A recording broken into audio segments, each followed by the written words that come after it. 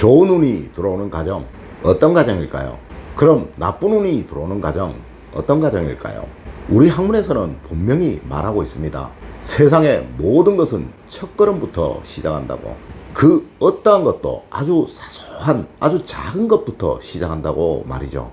운 역시 마찬가지입니다. 내가 만들어 놓은 그 조건에 의해서 좋은 운이든 나쁜 운이든 들어온다는 거예요. 그럼 좋은 운을 얻을 조건 무엇일까요? 네, 바로 가장 기본이 가정입니다. 가정이 화목하고 행복하고 즐거워야 좋은 운이 들어오게 되는 것입니다. 절대 불행한 가정에 좋은 운은 들어오지 않는다는 것이에요. 우리 부부를 종종 기러기에 비유를 하곤 하죠. 결혼식 회백 때도 기러기 한 쌍을 가지고 와서 예를 올리기도 합니다. 그죠? 이는 기러기의 3가지 덕목을 두 부부가 본받았으면 하는 그 마음에서인데요.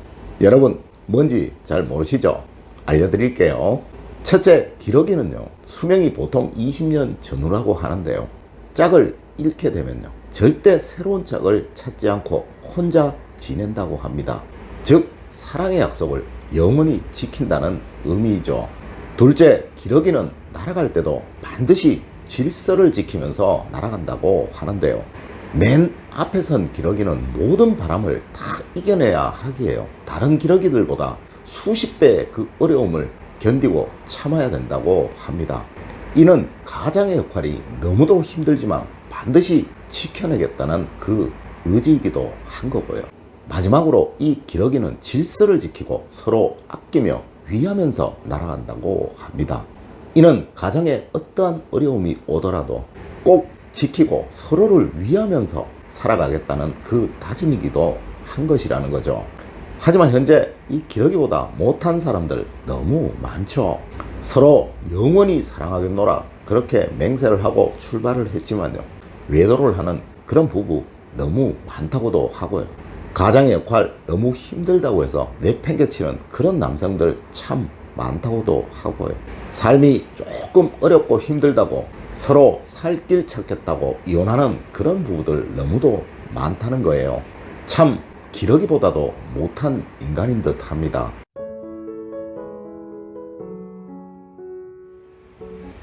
여러분 안녕하세요, 이정재입니다. 가정의 화목과 행복은 번영으로 가는 지름길입니다.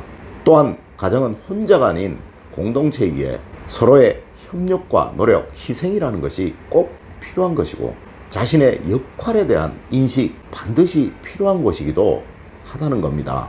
아무리 뛰어난 선수들로 구성된 팀이라고 하더라도요, 각자 따로 논다면 절대 경기에서 이길 수 없고요, 비록 조금 부족한 선수들로 구성되었더라도요, 서로 화합하고 협력한다면 몇 배의 힘을 낼 수 있다는 것, 우리 지난 올림픽이나 많은 스포츠 경기에서 많이들 봤습니다. 우리 속담에 보면 이런 말이 있습니다. 빨리 가려면 혼자 가라, 그러나 멀리 가려면 함께 가라 라고 말입니다. 가정은 화목해야 합니다. 그래야 모든 구성원들이 이 속에서 행복이라는 것을 얻을 수 있을 것이고요, 운이라는 것을 얻어서 번영이라는 것도 할 수 있을 것이고요, 이러한 가정에서 비로소 용이 나올 수 있기 때문에 그러한 겁니다.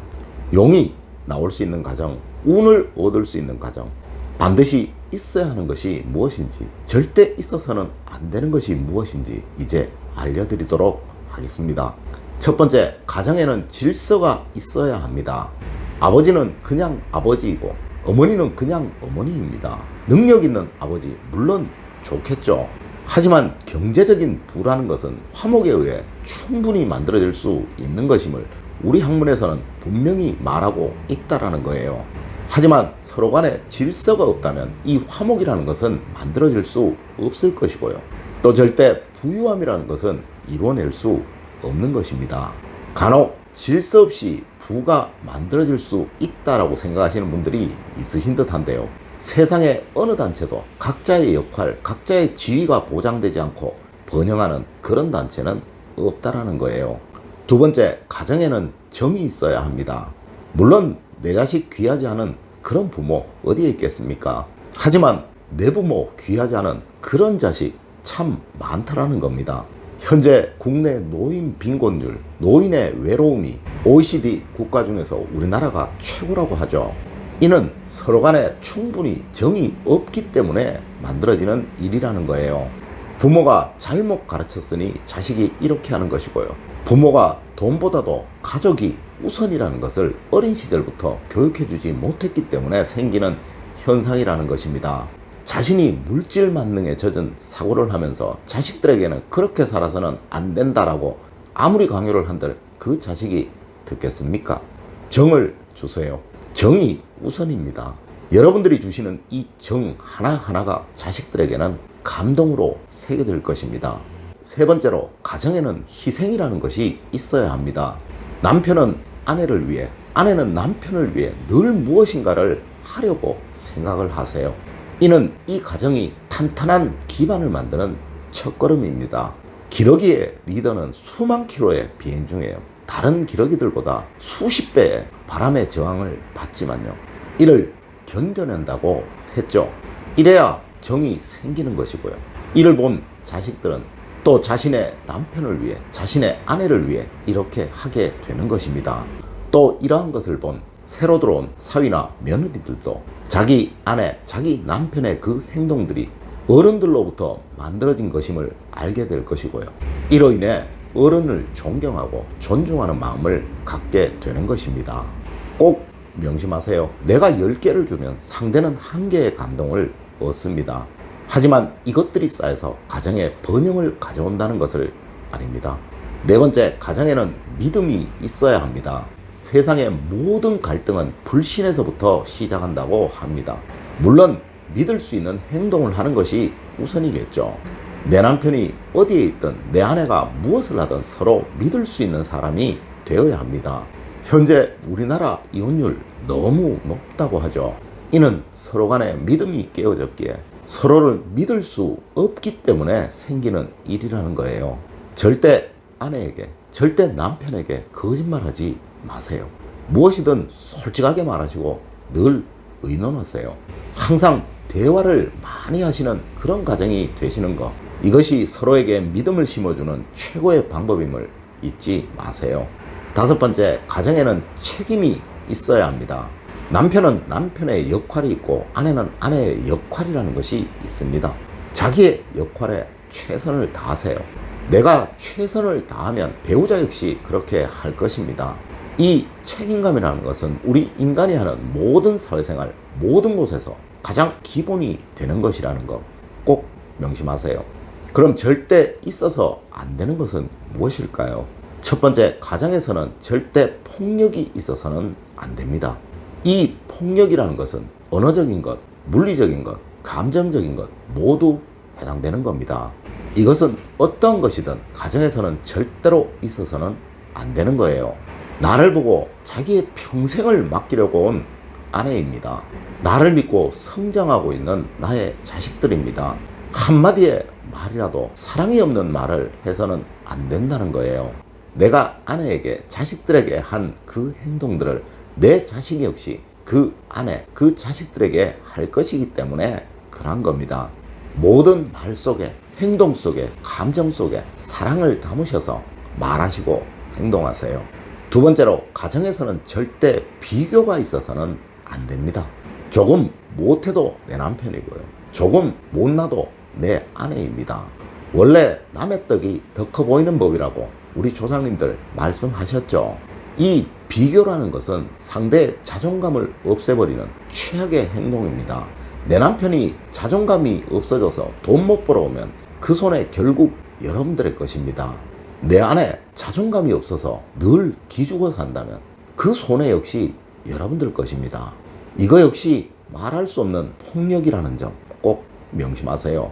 세 번째, 가정에는 절대 거짓이 있어서는 안 됩니다. 가정을 이룬다는 것은 이제 두 사람이 한 몸이 되겠다는 맹세이기도 한 것입니다. 또한 모든 불행과 행복, 즐거움과 어려움을 같이 하겠다는 그 맹세이기도 한 것입니다. 항상 서로 의논하세요. 비밀이라는 거 있어서는 안 됩니다. 백지장도 맞들면 나은 법입니다. 아무리 힘들고 어려운 일이라도요, 서로 상의해서 결정하시도록 하세요. 하나를 속이게 되면요, 계속적으로 거짓말이라는 것을 해야만 하는 법이에요. 과연 내가 내 몸을 속여서 좋을 것이 뭐가 있을까요? 네 번째, 가정에서는 절대 무시가 있어서는 안 됩니다. 우리 조상님들은 남편과 똑같은 풍계를 아내에게 주었습니다. 이 말은 남편이 잘났다면 아내도 잘난 것이고, 남편이 못났으니 아내 역시 못난 대우를 받아야 한다라는 이야기이기도 한 것이죠. 여러분의 아내 못난 것은 여러분들의 잘못입니다. 여러분의 남편 못난 것은 또 여러분의 잘못입니다. 이렇게 배우자는 여러분들과 한 몸이라는 겁니다. 항상 존중하고 대우하는 사람이 되세요. 세상사, 인간사의 중심은 가정입니다. 또한 가정의 중심은 부부이고요. 부부의 중심은 사랑입니다. 부부의 사랑은 한순간에 타올랐다 사라지는 그런 불꽃 같은 것이 아니고요. 은은한 온기가 오래오래 계속적으로 지속되는 그런 군불과도 같은 그것입니다. 항상 손을 잡고 얼굴을 맞대고 도란도란 이야기를 나누세요. 늘 이 군불이 꺼지지 않고 오래도록 지속되도록 말이죠. 이렇게 가정이 행복해야 운이 들어옵니다. 이는 세상 불변의 원칙이에요. 세상에서 가장 아름다운 사람은 항상 손잡고 다니는 부부라는 거 꼭 명심하시는 여러분들이 되셨으면 합니다. 늘 올바른 학문과 올바른 지식을 여러분들에게 전하도록 노력하겠습니다. 여러분 긴 시간 감사드립니다. 감사합니다.